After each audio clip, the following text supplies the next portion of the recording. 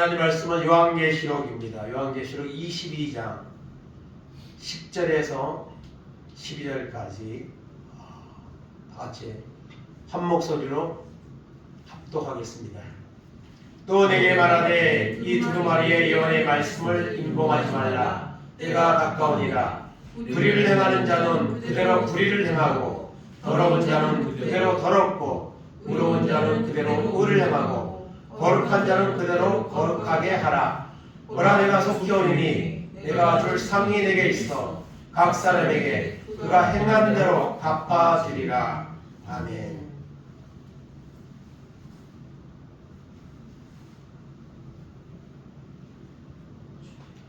그가 행한 대로 갚아주리라. 제목으로 은혜를 나누려고 합니다. 여기서 그가는 누구입니까? 그가는요, 이 땅에 살았던 사람들, 살고 있는 사람들, 앞으로 태어날 사람들까지 모든 사람, 한 사람도 예 없이 다 포함되는 것이 바로 그가입니다. 그 다음에 행한 대로는 누가입니까? 그가 행한 대로, 그가 살아온 대로, 그가 믿은 대로, 그 다음에 갚아주리라. 이것은 누굽니까? 하나님이 갚아준다는 겁니다. 우리가 행한 대로, 살아온 대로 하나님이 평가하고 그대로 여러분 해준다는 것이 여러분 이 계시록의 이 마지막 성경인데요. 그 중에서 22장은 마지막 거의 결론장인데 거기에서 하는 이 주님의 말씀을 우리가 듣기를 원합니다. 성탄이 가까워오지만은 사실 성탄절도 여러분 결국 의미가 무엇입니까?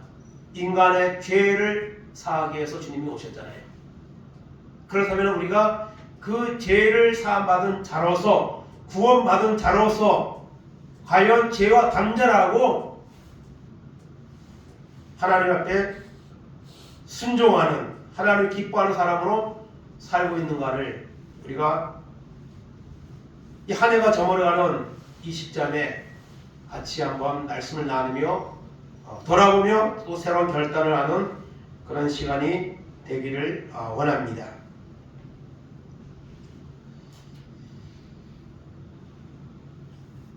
그래서 오늘 말씀에 보면은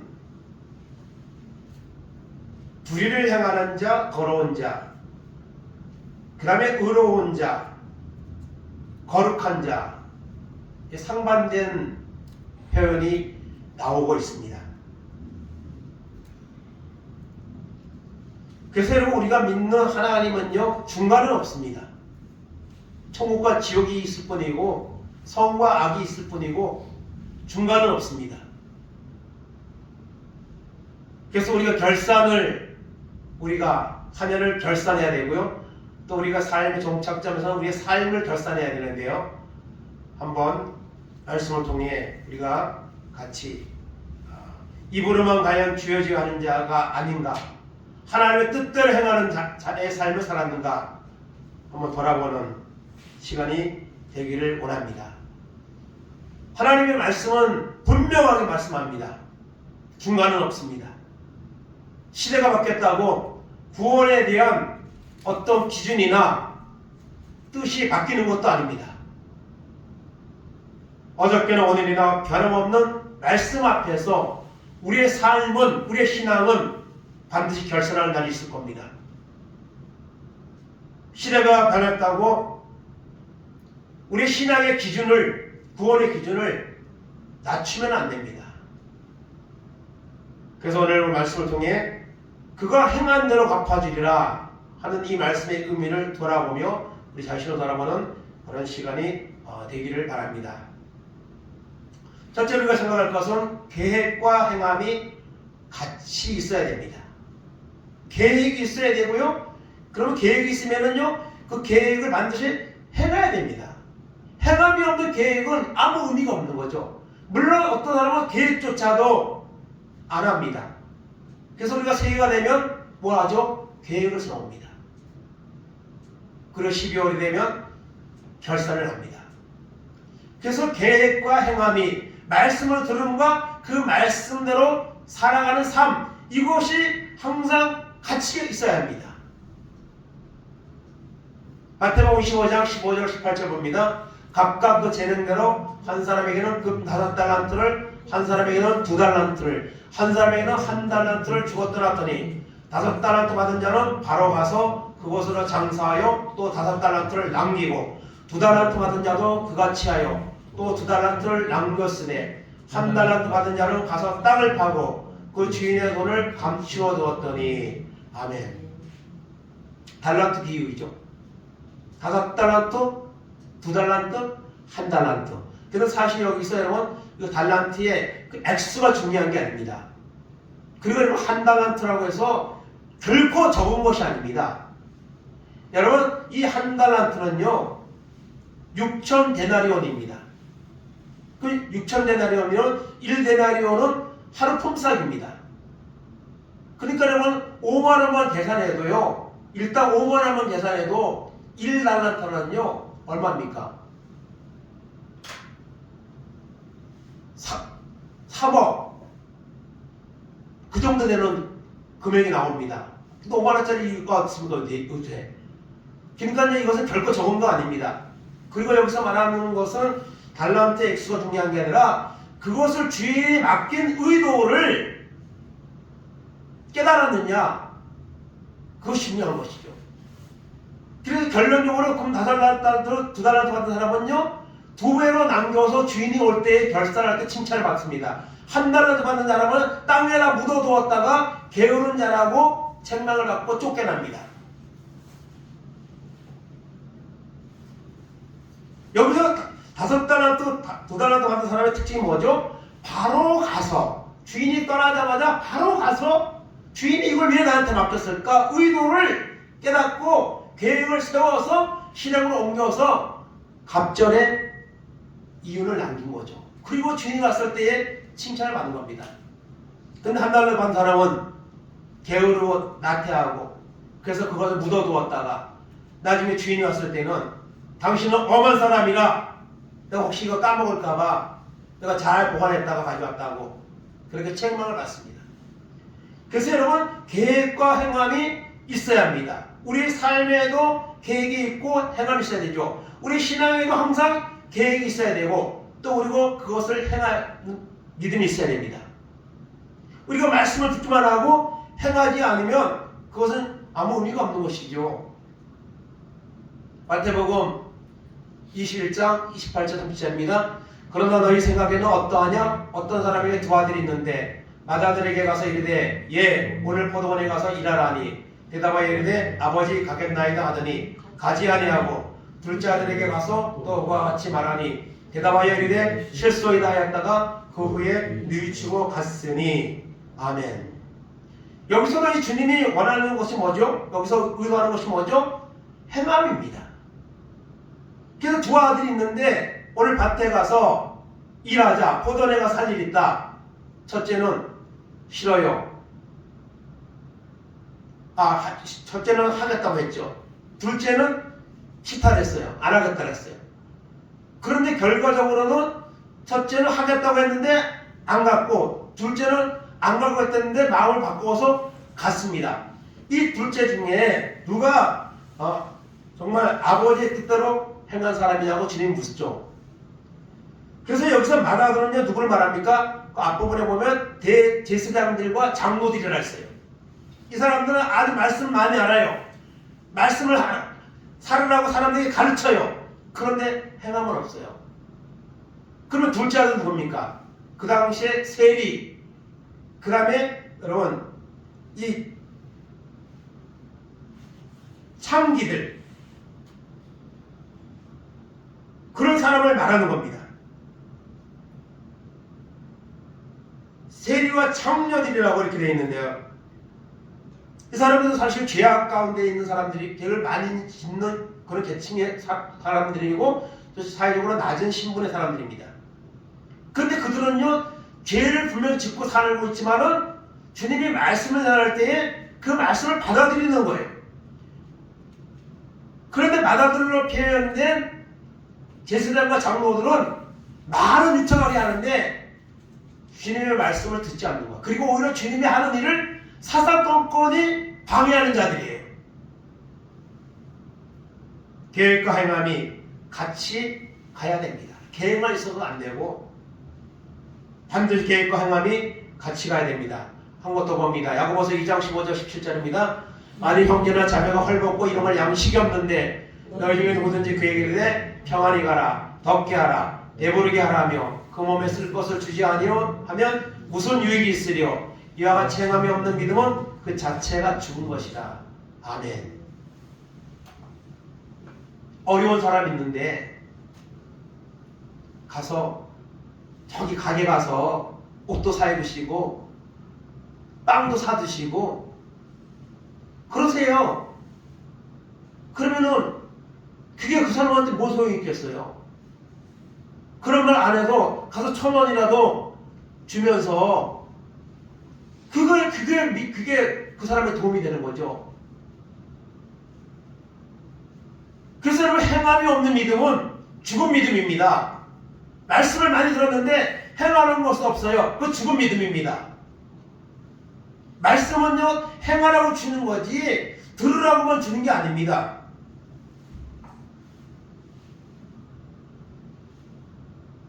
로마서에서는 여러분 의롭다함을 받는다고, 믿음으로 의롭다함을 받는다고 말합니다. 야고보서는 행함을 많이 강조합니다. 그래서 이것이 서로 배치되는 것 같지만요, 이것은 같이 이렇게 조화를 이루는 거예요. 정말 내가 가진 믿음이 거룩한 믿음이며 은혜 받은 믿음이면요, 반드시 거기에는 거룩한 행함이 따라오게 됐습니다.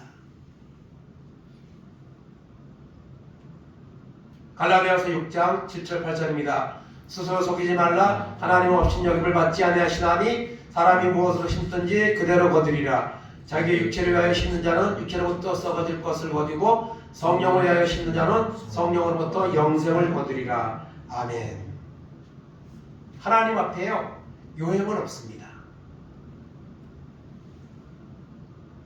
구원의 문제 있어도요, 적당히는 없습니다. 하나님 온전한 것, 완전한 것을 원하십니다. 그런 목적을 가지고 우리가 신앙생활을 해야 됩니다. 시대가 이렇게 바뀌었는데 그러면서 타협하고 물러서면 안 됩니다. 하나님은요, 절대로 속일 수 없습니다. 심은 대로 거두게 하시는 하나님이심을 우리가 믿어야 됩니다. 그래서 우리는요, 이 세상이 바뀌니까 우리 믿음의 수준도 자꾸 떨어지면서 구원에 대한 어떤 이런 기준도 자꾸 약화시켜가는 그런 타협하는 마음이 우리 속에 있습니다. 계획과 행함이 같이 있어야 된다는 것, 무슨 일이든지 마찬가지죠. 특별히 영적으로 믿음 안에서는요, 계획이 있어야 되고 행함이 있어야 된다는 것을 먼저 기억하기를 바랍니다. 오늘 말씀에 보면 11절 말씀 보겠습니다. 불의를 행하는 자는 그대로 불의를 행하고 더러운 자는 그대로 더럽고 의로운 자는 그대로 의를 행하고 거룩한 자는 그대로 거룩하게 하라. 아멘. 이 말씀 보면 지금의 모습 그대로 가라, 그런 의미잖아요. 불의를 행하는 자는 계속 불의 행하고 더러운 자는 계속 더럽게, 의로운 자는 계속 의를 행하고 거룩한 자는 계속 거룩하게 하라. 이 말은 무슨 말입니까? 지금의 모습 그대로 쭉 가라, 그런 말이죠. 이 말은 무슨 말입니까? 이 말 속에는 사람은 잘 바뀌지 않는다, 그런 의미가 있어요. 여러분, 사람이 바뀝니까? 오늘 여러분, 이 나라를 통치하는 위정자나 또 이 나라를 통치하는 정치 지도자들이나 여러분 그 모습 보면 바뀝니까? 절대로 안 바뀝니다. 그래서 나라가 이 모양이 되는 거예요. 그럼 오늘 교회는 과연 바뀝니까? 오늘 이 자리에 있는 우리의 모습은 여러분 바뀝니까? 하나님 오늘 스스로 거룩해져 가고 있습니까? 사람은 잘 바뀌지 않는다는 거예요. 왜 하나님이 이런 말씀하겠어요? 불의를 행하는 자는 거룩하게 하고 거룩한 자는 더 거룩하게 하라, 이래야 되는데 사람은 잘 바뀌지 않습니다. 지금의 모습 그대로 살아라, 하나님이 이렇게 말씀하고 있는 거예요. 말씀 그대로 보면 물론 그 속에 있는 하나님의 뜻은 따로 또 있지만은 예레미야 13장 23절 24절 보겠습니다. 구스인의 그의 피부를 표범이 그의 반점을 변하게 할 수 있느냐? 할 수 있을텐데 악에 익숙한 너희도 선을 행할 수 있으리라. 그러므로 내가 그들을 사막바람에 불려가는 건물같이 흩으리로다. 아멘. 여러분 구스인은요 흑인이에요. 흑인요. 여러분 피부색이 흑인도 있고 백인도 있고 우리 뭐 항인종이라고 그러는데요. 이 피부색을 흑인이 바꿀 수 있습니까? 못 바꿉니다. 표범이 반점이 있는데 그 반점을 여러분 없앨 수 있습니까? 없죠. 그러면서 하는 말이 뭐예요? 악에 익숙한 너희도 선을 행할 수 있으리라. 이것은 악에 익숙한 너희가 선을 행한다는 말이 아니에요. 행할 가능성이 전혀 없다는 그런 반어법적인 표현입니다.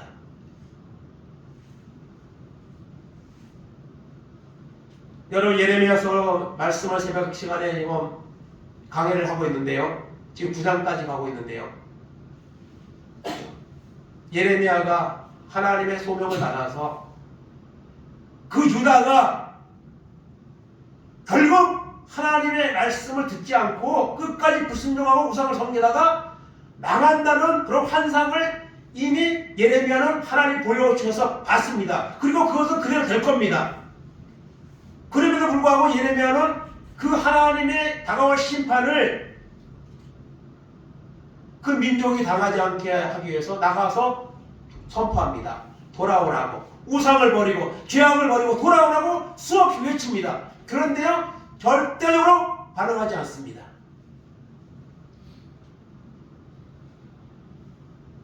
그래서 하나님 말씀합니다. 예레미야에게 야 예레미야 야 더 이상 가 절하지 마.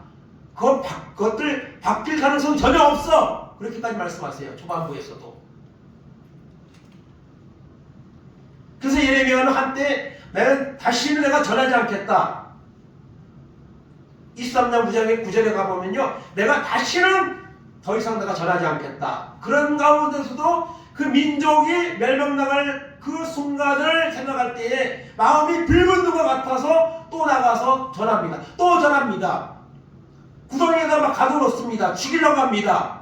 나라 망하게 한다고 매국노라고. 근데 그 예레미야가 전하는 말씀이 52장까지 갑니다. 정말 오랜 기간 동안 정말 하나님의 그 심판의 말씀을 정말 간절한 마음으로 외치지만 그들은 전혀 요동하지 않습니다. 그래서 오늘 말씀하는 건 하나님께 구스인의 피부를 표범이 반점을 변화할 수 있느냐? 혹시 할 수 있을지라도 너희는 절대로 선을 행할 수 못한다. 왜? 악에 익숙해 있기 때문에 거기에 빠져 있기 때문에. 그러므로 내가 너희를 사막 바람에 불려가는 건물같이 너희를 흩트리라. 너희를 내가 심판하겠다. 너희를 징계하겠다. 하나님 말씀하고 있습니다. 그래도 그들은 요동하지 않습니다. 창세기 32장 20절입니다. 너희는 말하기를 죄종 야곱이 우리 뒤에 있다 하라 하니 이는 야곱이 말하기를 내가 내 앞에 보내는 예물로 형의 감정을 분유해 대면하면 형이 혹시 나를 받아주리라 함이었더라. 아멘. 참 사람이 안 변하는데요. 그 중에 대표적인 사람이 누구죠? 야곱입니다. 형을 속이고 두 번이나 속이고 도주해가지고 애삼촌 라반의 집에 가죠. 거기서도 속이는 삶을 멈추지 않습니다. 그리고 거기서 거부가 되었습니다. 속이는 그 스스로 외삼촌의 재산을 자기 걸 다 만들어버렸어요. 근데 하나님이 너 이제 고향으로 돌아가라. 20년 만에 하나님의 말씀이 안 갈 수도 없고 가면은 에서가 죽이려고 기다리니 또 두렵고 그리고 하나님 말씀하니까 순종해서 가죠. 그래서 이제 형을 만날 시간이 다가오니까 야곱이 또 술수를 씁니다. 그래서 이제 사람을 보냅니다. 형 에서가 어떤 상태인가. 그래서 미리 가서 살펴본 자들이 하는 말이 형 에서가 400명의 사람들을 말하는 군사들이죠. 데리고 오고 있습니다. 동생을 맞이하러 오는데 400명의 군사를 데리고 오고 있습니다. 죽이겠다는 거죠. 자기를 속인 자기 축복권을 뺏은 야곱을 죽이겠다는 겁니다. 쌍둥이 형제지만 그래서 야곱이 너무 마음이 무거워서 그 말을 듣고 나서 400명이 온다는 말을 듣고 나서 이제 뭘 합니까? 예물, 재산이 많으니까 예물로 이제 보내서 그 형의 마음을 좀 녹여보려고 그렇게 술수를 씁니다. 그래서 두 때를 나뉘어가지고 처음에는 1차 탐색은요 두 팀으로 나눠가지고 이제 갑니다. 앞에서 뭔 일이 생기면 뒤에 거라도 재산이라도 뭐 또 건지려고 아니면 도망가려고 그래도 마음이 놓지 않습니다. 그때 하나님께서 나타나서 말씀하시죠. 천사를 보내서 말씀하십니다. 두려워하지 말라. 그래서 야곱이 기도합니다. 하나님 앞에. 하나님 우리 형 에서의 마음을 움직여달라고 그렇게 하나님 앞에 말합니다. 그러고 나서도 안심이 안 돼요. 그래서 이번에는 세 팀으로 나눠요. 세 팀으로 나눠갖고 보내고 자기는 제일 뒤에 가는 거예요. 그래도 마음이 놓이지 않습니다. 그래서 야곱 강가 혼자 남았는데 그때 놓았던 하나님의 사자가 하나님의 사람이 나타납니다. 하나님 보내신 거죠. 그래서 야곱은 그 하나님의 사랑과 밤이 새도록 씨름을 합니다.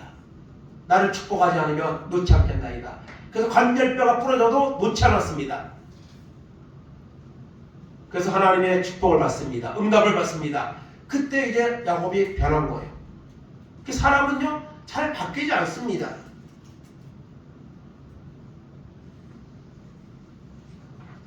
이것이 오늘 하나님이 이 말씀을 하는 의도가 뭐죠? 사람은 잘 바뀌지 않는다. 그러니 불의를 행하는 자는 불의를 행하고 의로운 자를 계속 의를 행하라. 이렇게 말씀하는 의미가 사람이 안 바뀐다는 거예요. 지금의 모습 그대로 가라. 여러분 성경을 보면 뭐 다양한 사례들이 있는데요. 아마 이 네 가지 안에 이제 모든 사람이 들어갈 겁니다. 불의를 행하고 있어요. 그런데 죽을 때까지 계속 불의를 행하는 거예요. 뭐 여러 사람이 있겠지만 제가 대충 몇 사람 이렇게 생각을 해서 떠올리는 대로 이렇게 적었는데요. 뭐 에스더나 소나는 하만 같은 사람, 또 다윗을 대적했던 이 나발, 또 왕이 될 자격이 없음에도 불구하고 북쪽 이스라엘 열기파의 초대 왕이 되었던 여로보암, 또 아합왕, 이런 사람들은 계속 불의를 행하고 끝까지 불의를 행하는 이런 특징이 있습니다.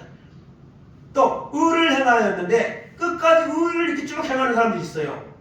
요셉 같은 사람, 모세가 물론 혈기를 한번 부린 적이 있지만 모세는요 정말 온유한 사람이라고 하나님이 그렇게 인정하셨죠. 모세, 또 에스더, 다니엘, 이런 사람들이면 의롭게 하나님을 믿는 사람으로서 믿음으로 끝까지 살아가는 사람들, 이런 특징을 가지고 있죠. 반면에 처음에는 참 의롭고 좋았는데 나중에 변질되어 가지고 불의한 쪽으로 가는 사람들도 있습니다. 성경에. 이스라엘 초대 왕이었던 사울왕, 처음에는 참 하나님의 영이 충만하고요 정말 훌륭한 왕이었습니다. 그런데 중간에 교만해져 가지고 하나님의 말씀에 버리고 자기 마음대로 하다가 결국 하나님 앞에 버림을 받아서 악령이 다스리는 그런 사람이 돼서 전쟁터에서 비참한 처우를 맞죠. 우시아 왕도 훌륭한 개혁을 했던 왕이지만 제사장이 하는 그걸 갖다가 자기가 하려고 하다가 문둥병이 걸리는 이런 결말을 맞이했고요. 히스기야 왕 얼마나 나라를 구하고 종교 개혁을 하고 또 하나님을 기도해서 15년의 생명을 연장받았던 사람이 누구냐? 히스기야예요. 그런데 그 병이 낫고 난 다음에 예국에서 사절단이 오니까 왕궁에 무기를 보여주고 뭐 이런 것들을 보여주면서 하나님을 자랑하는 것이 아니고 인간적인 것들을 자랑하다가 책망을 받는 이런 모습이 나옵니다.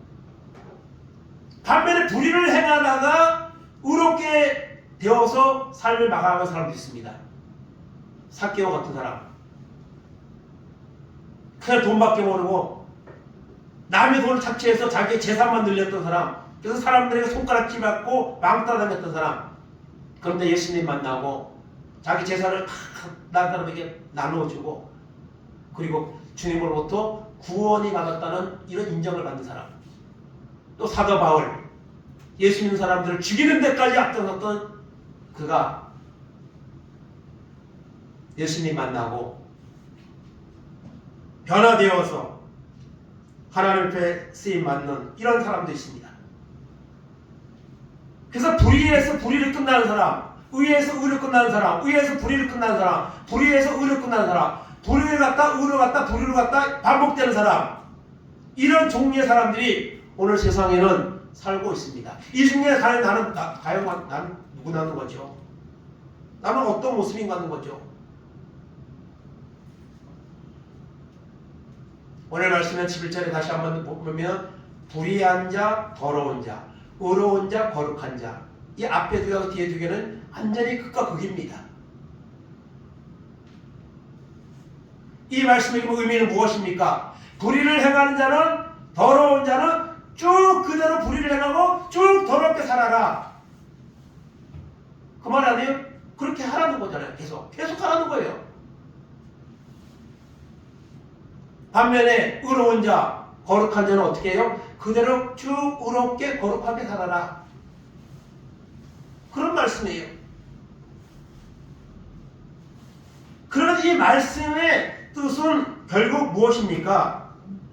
더러운 사람은 계속 더럽게 예수하는 사람은 그냥 자기 욕심대로 세상에 계속 살고, 하나님 믿는다고 하면서도 그냥 형식적 믿음을 가진 사람은 계속 그렇게 살고, 하나님을 믿으면서도 거짓말하고 욕심을 가득 차고 그런 사람들 그렇게 살고, 그 말이 아니죠. 이것은요, 그만큼 사람이 변할 수 없는 존재라는 것을 표현하기도 하지만, 이 속에는 하나님의 불의한 자는 불의를 멈추고 거룩한 자가 되라는 이런 하나님의 그런 진정한 마음의 뜻이 여기 담겨져 있는 거죠. 자녀들이 부모의 말을 잘 들어야죠. 근데 잘 안 듣는 경우가 있죠. 아직 끝까지 잘 안 듣는 경우가 있어요. 그러면 부모가 하다 지쳐서 하는 말이 있습니다. 너 마음대로 해. 너 하고 싶은 대로 해. 그러면요, 그 말 뜻은요, 마음대로 그게 하라는 말입니까? 너무 안 되니까, 너무 화가 나니까 너 마음대로 해. 하지만은 그 속에는 무엇이 있습니까? 제발 부모님 말 좀 들어. 부모가 잘못된 거 가르치는 부모가 없잖아요. 그런데 그 말 좀 들어. 그 뜻이 담겨져 있는 거지, 정말 마음대로 하라고 여러분 선언을 해주는 것이 아니잖아요. 여기 오늘 말씀도 마찬가지입니다. 하나님이 이 요한계시록 변론에서 이 말씀하는 것은 그렇게 하지 말라는 거예요. 바꾸라는 거예요. 그러면 우리는요, 의로운 자, 거룩한 자로 부름받았습니다. 그대로 의로운 자로 거룩한 자로 살아가는 은혜가 있기를 바랍니다. 왜냐하면 12절에 보겠습니다. 보라, 내가 속히 오리니 내가 줄 상이 내게 있어 각 사람에게 그가 행한 대로 갚아주리라. 아멘. 왜 우리는 의로운 자로 거룩한 자로 살아야 됩니까? 각 사람에게 행한 대로 갚아주시는 하나님 앞에 우리가 설 날이 있기 때문입니다. 그 심판대 앞에 그 결산의 날이 우리에게 있기 때문입니다. 형식과 이손에 차인 우리의 신앙의 모습을 우리는 바꿀 필요가 있습니다. 그것이 오늘 하나님 우리에게 요구하는 말씀인 것입니다. 창세기 6장 6절 보겠습니다. 여호와께서 사람의 죄악이 세상에 가득함과 그의 마음으로 생각하는 모든 계획이 항상 악할 뿐인 걸 보시고 땅에 사람 지으셨음을 한탄하사 마음에 근심하시고. 세상에 죄가 가득하고 생각이 악한 생각이 가득함을 보시고 하나님이 공시심판을 통해서 노아의 가족을 제외하고 다 심판하셨죠. 행한 대로 갚아주시는 하나님이십니다.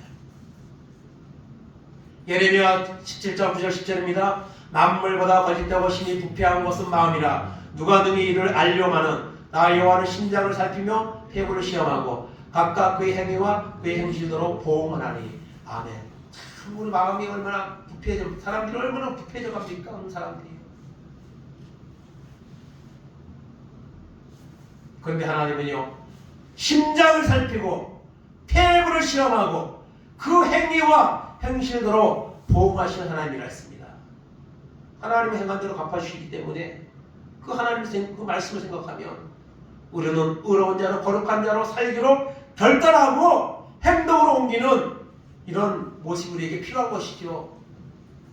전도서 12장 13절 14절입니다. 이래 결국을 다 들었으니 하나님을 경외하고 그의 명령들을 지킬지어다. 이것이 모든 사람의 본분이니라. 하나님은 모든 행위와 모든 은밀한 일을 선악간에 심판하시리라. 아멘. 전도서에 헛되다는 말이 제일 많이 나오죠. 뭐 38번 나온다고 하는 분도 있고, 뭐 40번 정도 나온다는 분도 있고, 뭐 보기에 따라서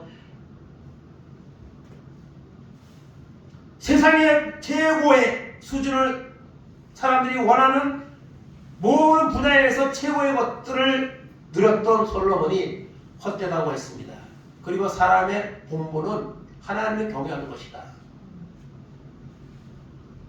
하나님의 모든 행위와 모든 은밀한 일까지도 선악간에 심판하신 분이다. 그러므로 하나님의 경외하고 하나님의 명령을 지켜야 된다. 그것이 사람이 살아가야 될 본분이고 마음의 중심가짐이라는 것을 말하고 있습니다. 예레미야 26장 13절입니다. 그런데 너희는 너희 길과 행위를 고치고 너희 하나님 여호와의 목소리를 청종하라. 그리하면 여호와께서 너희에게 선언하신 재앙에 대하여 뜻을 돌이키시리라. 아멘. 여러분 예레미야에서 이거 많이 여러 번 나오는 말입니다. 역시 너희 길과 행위를 고치라. 이 말씀이요 초반번에도 몇 번 나왔어요. 지금 9장까지 가는 중이에요. 너희의 길과 행위를 고치라. 하나님을 버리고 우상을 섬기고 세상의 계약을 쫓아가는 그 잘못된 삶의 모습을 고치라 했습니다. 그러면 재앙이 선포되었지만 그 재앙을 하나님이 고치신다는 거죠. 우리의 잘못된 습관을, 우리의 잘못된 삶의 모습을 고쳐야 됩니다. 그런 의로운 자로, 거룩한 자로 살기 위해서는요. 에스겔 36장 31절 32절입니다. 너희가 범한 모든 죄악을 버리고 마음과 영을 새롭게 할지어다. 이스라엘 족속아 너희가 어찌하여 죽고자 하느냐. 주 여호와의 말씀이니라. 죽을 자가 죽는 것도 내가 기뻐하지 아니하노니 너희는 스스로 돌이키고 살지니라. 아멘. 마음과 영을 새롭게 하여서 죽지 말고 살라고 하나님은 말씀하십니다. 하나님이 베푸시는 구원의 길로, 은혜의 길로 우리가 가야지 뒤로 물러서서 구원과 멀어지는, 말씀과 멀어지는 삶을 살지 말라는 거야, 하나님이.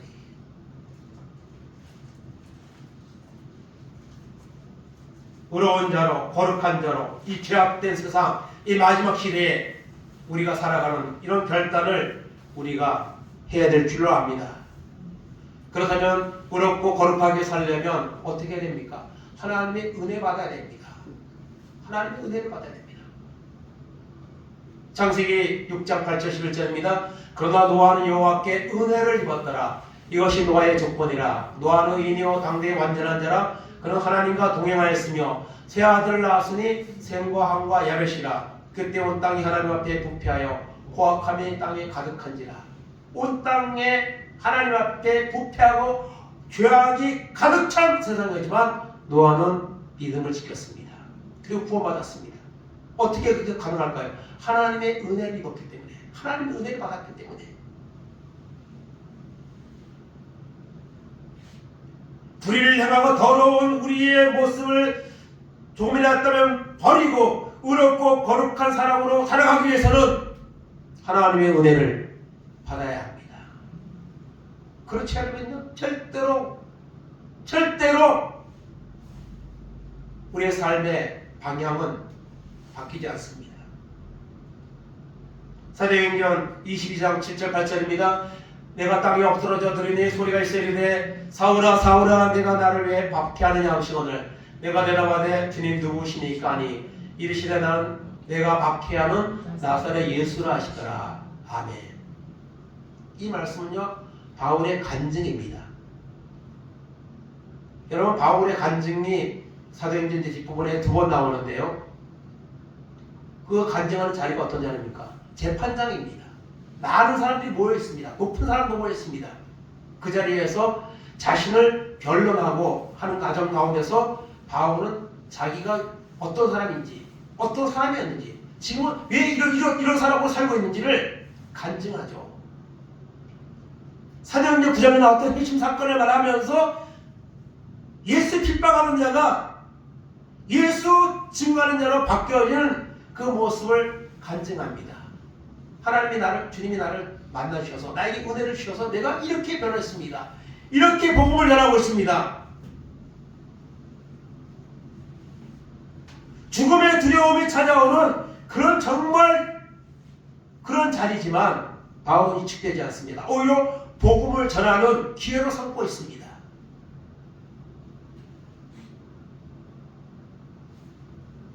결론입니다. 행한 대로 갚으시는 주님이 속히 오십니다. 오늘 말씀 가운데도 내가 속히 오리니 보라 내가 속히 오리니 오늘 본문에도 그런 말씀이 있는데요. 마가복음 13장 35절 37절입니다. 그러므로 깨어있으라 집주인이 언제 오는지 혹 저물 때일는지 밤중일는지 다꿀 때일는지 새벽일는지 너희가 알지 못함이라. 그가 후련히 와서 너희가 자는 것을 보지 않도록 하라. 깨어있으라 내가 너희에게 하는 이 말은 모든 사람에게 하는 말이니라 하시니라. 아멘. 깨어있어라. 속히 오시는 주님이 오시는 날 너희가 자는 것을 보지 않도록 주의하라. 영적으로 자는 것을 영적으로 여러분 퇴보된 그런 상태에 있지 않도록 주의하라는 거예요. 오늘 불의를 향하는 사람과 더럽게 살아가는 사람들이 이 땅에 얼마나 많습니까? 우리 속에도 그런 것도 있지 않습니까? 그것을 그대로 가지고 갈 겁니까?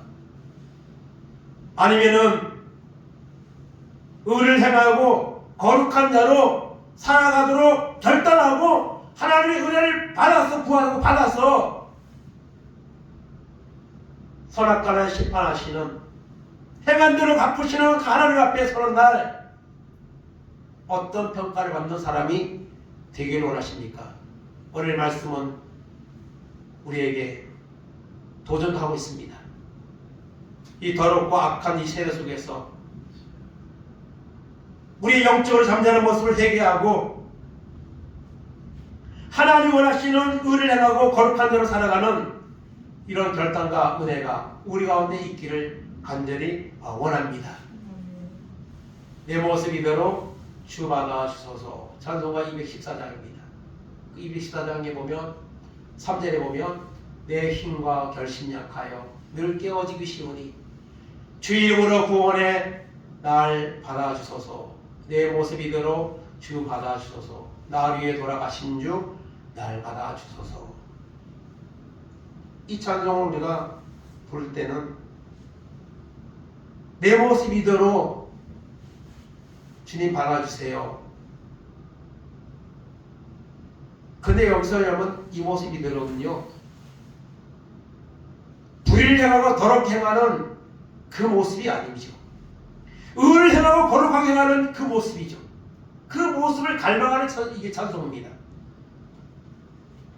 이 찬송은요 1800년대 말에 활동했던 미국의 유명한 전도자 D.L. 무디의 목사님이 가는 곳마다 수많은 사람들이 몰려들고 복음을 선포하고 회심하고 이런 역사가 일어났는데요. 그 목사 D.L.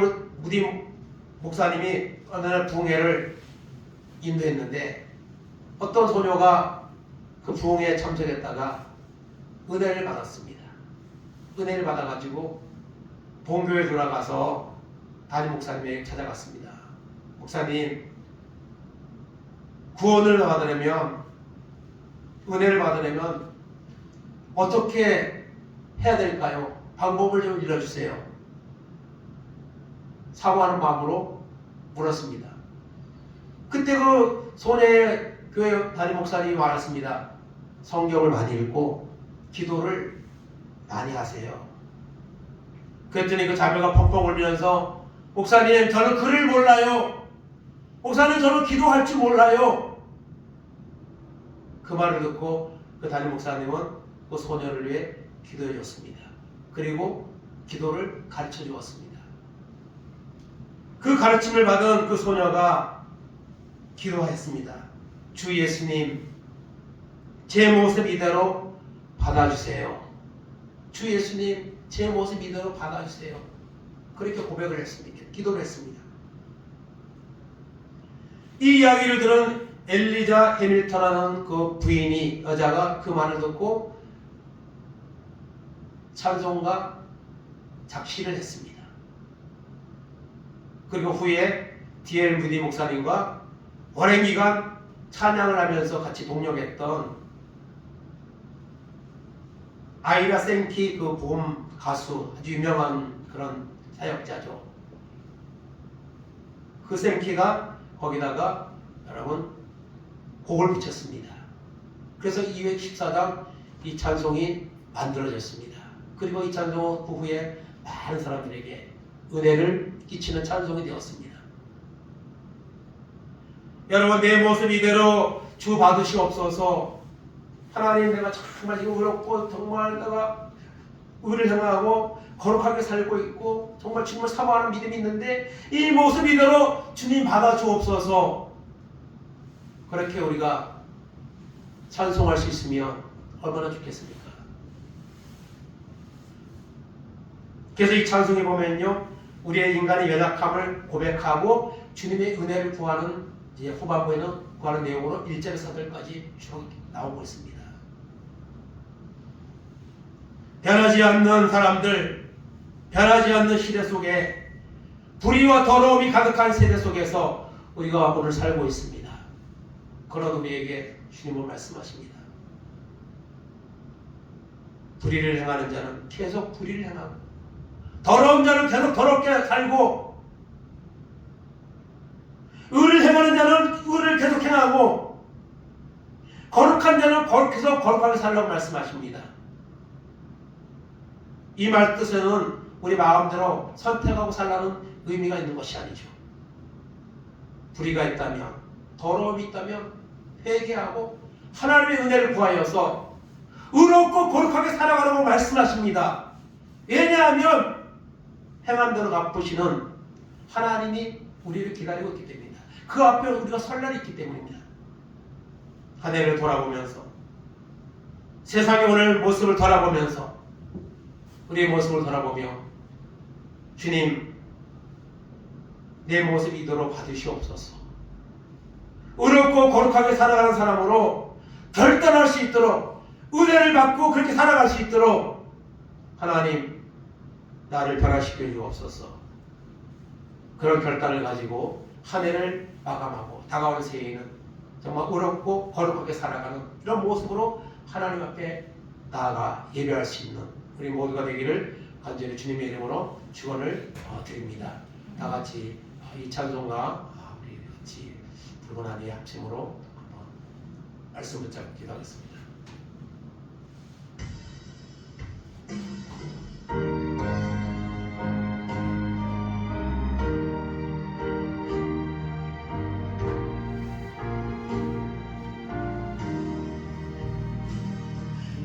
주의 도움 받고자 주 예수님께 드립니다.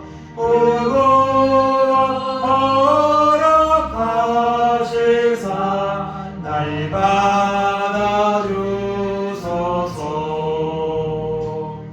내 모습 이대로 주 받아주소서. 나를 돌아가신 주 날 받아 죄에 빠져 영죽을 나를 게을렸으니 조용산대로 믿으사 날 받아주소서. 내 모습 이대로 주 받아주소서. 나를 돌아가신 주 날 받아주소서.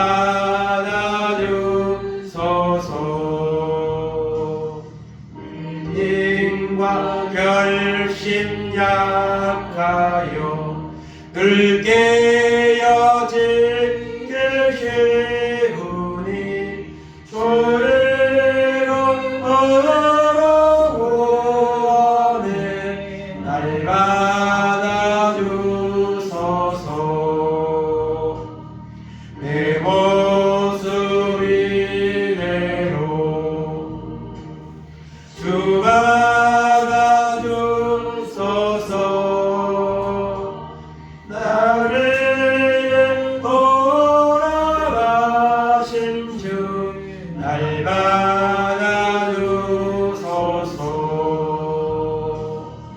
내 주님 서실 바랍 나 구라가 드렸으니 그 크신 역사 이루게 날 받아주소서. 내 모습 이대로 주 받아주소서.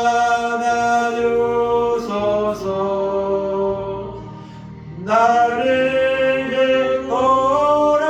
돌아가신 주 날 받아주소서.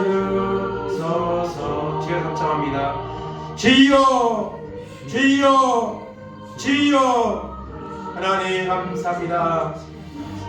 연약하고 부족한 저희를 선택하고 부르셔서 하나님의 자녀로 살게 하시고 하나님 주신 사명을 감당하며 살 수 있도록 인도하신 하나님의 은혜 감사합니다. 하나님 오늘 말씀하십니다. 하나님 아버지, 불의를 행하는 자는 계속 불의를 행하고 더러운 자는 계속 더럽고 의를 행하는 자는 계속 의를 행하고 거룩한 자는 거룩하게 살아가라고 하나님 말씀하십니다. 하나님 아버지, 우리가 살고 있는 이 땅에 오늘 하나님 사람들이 하나님을 떠나고 하나님과 멀어지고 아버지 타협하는 세상 속에 우리가 하나님 살고 있습니다. 하나님 우리를 불쌍히 여겨 시원합니다. 하나님 바라보게 하시고 온전히 주님 앞에 순종할 수 있도록 은혜를 베풀어 주시기 원합니다. 내 모습이 이대로 주 받으시옵소서. 말할 수 있는 모습으로 우리가 살았습니까? 살고 있습니까? 하나님 우리 자신을 돌아보게 하여 주옵소서. 하나님 아버지, 사람은 잘 변하지 않습니다. 그렇기 때문에 하나님은 불의한 자는 불의를 행하고 더러운 자는 더럽게 살라는 말씀은 사람은 변하지 않는 존재라는 것을 보여주고 있습니다. 하나님 이 말씀은 그러나 아버지 어떤 뜻이 있습니까? 불의를 행하는 자가 불의를 버리고 더러운 자가 더러움을 그치고 거룩하게 의롭게 살아가는 하나님의 사랑의 음성이 오늘 말씀 가운데 들어있습니다. 하나님 아버지, 오늘 우리가 살고 있는 이 땅에 불의가 가득합니다. 더러움이 가득합니다. 하나님 아버지, 이런 세대 속에서 우리는 과연 거룩한 자로 의로운 자로 살아가고 있습니까? 하나님 아버지, 불의를 버리게 하옵소서. 더러움을 버리게 하옵소서. 하나님 원하시는 거룩한 말씀으로 의를 행하며 거룩하게 살아가는 하나님의 자녀들이 되게 하여 주옵소서. 그러기 위해서 하나님 은혜를 받아야 합니다. 노아와 같이, 삭개와 같이, 사울과 같이 주님을 만나는 은혜를 받아야 합니다. 성령의 은혜를 받아야 합니다. 그렇지 않으면 우리는 변할 가능성이 없습니다. 선악간에 심판하시는 하나님 앞에 설 날이 있습니다. 있습니다. 그날이 가까우고 있습니다. 하나님, 우리의 모습을 돌아보게 하옵소서. 우리의 아버지의 사람을 버리게 하여 주옵소서. 하나님 바라보게 하여 주옵소서. 온전히 순종하며 살아가시는 은혜가 우리 가운데 임하도록 하나님 은혜 베풀어 주시기를 아버지 원합니다. 하나님의 은혜를 받아 세상에 나가 거룩한 우리의 모습을 아버지가 보여주게 하시고 하나님의 백성으로 살아가는 이런 놀라운 은혜가 만방에 선포되는 귀한 은혜가 있도록 인도하여 주시고 붙잡아 주옵소서. 주님 앞에 영광을 돌리게 하시고 오직 주님 앞에 영광을 우리의 모두가 될 수 있도록 하나님 은혜 베풀어 주시기 원합니다. 거룩하게 하시고 의롭게 하시고 하나님의 영광을 드러내는 우리 모두가 될 수 있도록 아버지 인도하시고 아버지 붙잡아 주시옵소서. 내 모습 이대로 주 안아주소서. 나를 돌아가신 주 날 받아주소서.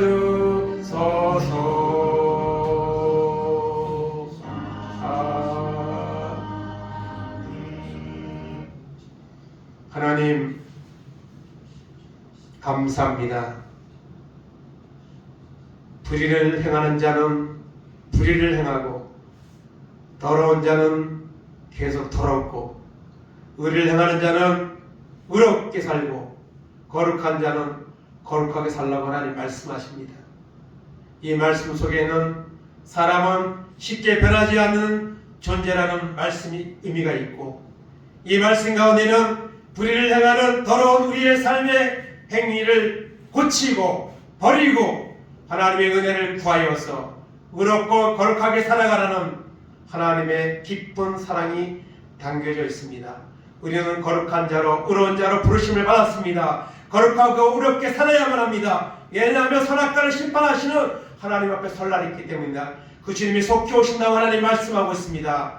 오늘 우리가 살고 있는 이 땅 노아의 때와 같이 하나님 세상에 불의함과 더러움이 가득 차 있습니다. 하나님 아버지 노아와 같이 하나님의 은혜를 받아서 거룩하게 의롭게 살아가는 우리가 되게 하여 주옵소서. 거룩하게 의롭게 살아서 이 세상을 변화시키는 우리 한 사람 한 사람 될 수 있도록 하나님 은혜 베풀어 주옵소서. 그리하여서 이 모습 이대로 주님 받을 수 없어서 당당하게 찬송하고 고백할 수 있는 우리 모두가 될 수 있도록 은혜 베풀어 주옵소서. 감사드리며 예수님의 이름으로 기도하옵나이다. 아멘.